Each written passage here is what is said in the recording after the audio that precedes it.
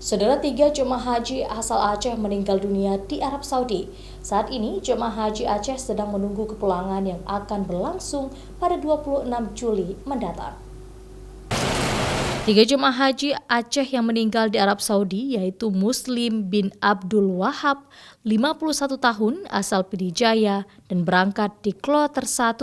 Kemudian Abdul Manaf bin Dahlan Abu Bakar, 55 tahun, asal Pidijaya, berangkat di Kloter 1, serta Nur Kharijah binti Muhammad Yunus, 64 tahun, asal Aceh Barat, berangkat di Kloter 5.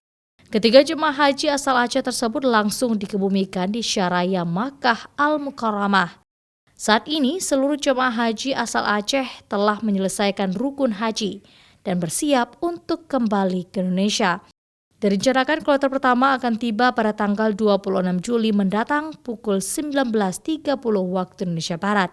Pemulangan jemaah akan berlangsung hingga 1 Agustus mendatang.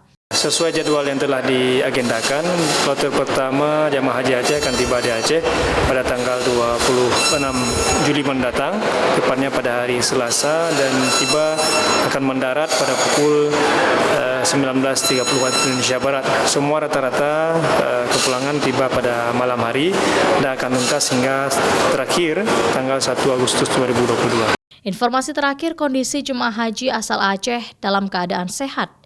Sejumlah jemaah juga hanya mengalami gejala flu dan demam biasa dikarenakan kondisi cuaca.